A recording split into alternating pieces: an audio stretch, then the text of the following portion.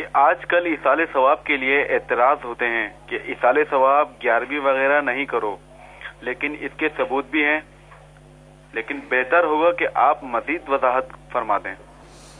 ایصال ثواب کے حوالے سے تو کافی ہماری گفتگو ہو چکی، اور سائل کے سوال سے لگ رہا ہے کہ یہ پوچھنا چاہ رہے ہیں کہ 11ویں 12ویں وغیرہ کے حوالے سے جو یہ مخصوص یہ ایصال ثواب جو کیا جاتا ہے، اس کے بارے میں جو لوگ اعتراض کرتے ہیں ان کو کیا جواب دیں؟ اصل میں 11ویں شریف جو ہے یہ بھی ایصال ثواب کی ہی ایک لڑی، ایک شاخ ہے، بلکہ اس کو آسانی سے یوں سمجھ لیں کہ ایصال ثواب یہ اصل اور جڑ کی حیثیت رکھتا ہے، اور باقی اس کی جو ہے مختلف شاخیں ہیں۔ اس میں ہمارے جب کسی کا میت ہو جاتی ہے اس میں سویم 40واں 10واں برسی جو بھی فاتحہ اس کے لیے دلائی جائیں، یا کوئی بزرگان دین کے لیے جو نیاز کرتے ہیں جیسے 11ویں شریف ہوگی عرس اعلیٰ حضرت پر جو ہے نیاز کر دی،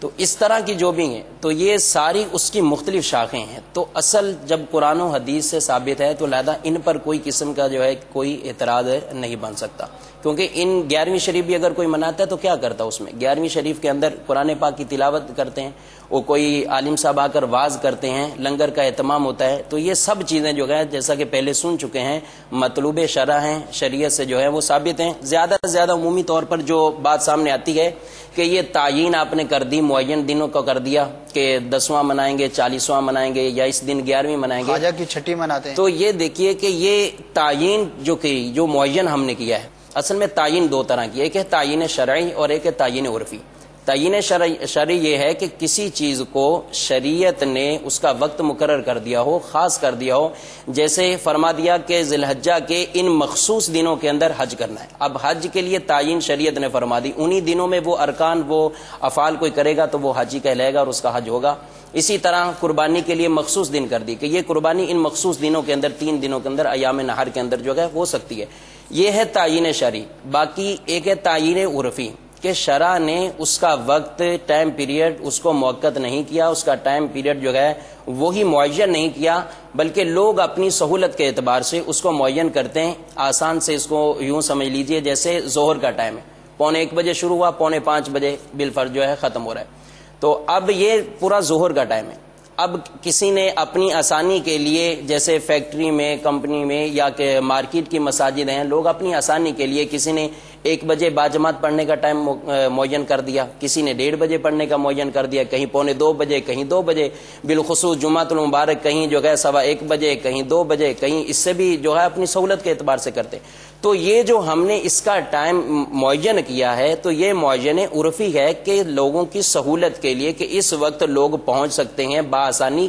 زیادہ نماز کے اندر جو ہے وہ شریک ہو سکتے ہیں۔ تو اب یہ تعین عرفی ہے، یہ کرنا بالکل جائز ہے۔ یہ تو نماز کی مثال ہے، اس طرح ہم نے اور کئی کام ہے، شادی کی بھی تاریخ مقرر ہوتی ہے، شادی کی تعین جو بھی تقریبات دن معین کیا، عقیقے کا دن معین کیا، منگنی کا دن معین کرتے ہیں، مدارس کے اندر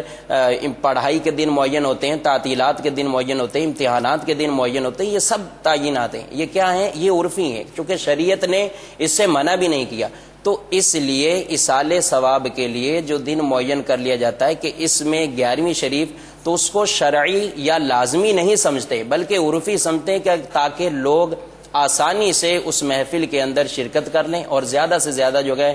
شرکاء اس میں ہوں، اور یہ بھی ثواب کا ایک زیادہ ذریعہ بنے۔ آپ نے درست فرمایا کہ اس کو کوئی فرض یا واجب تو سمجھتے نہیں ہیں، بلکہ جیسے سوئی میں اب تیسرے دن ہوتا ہے،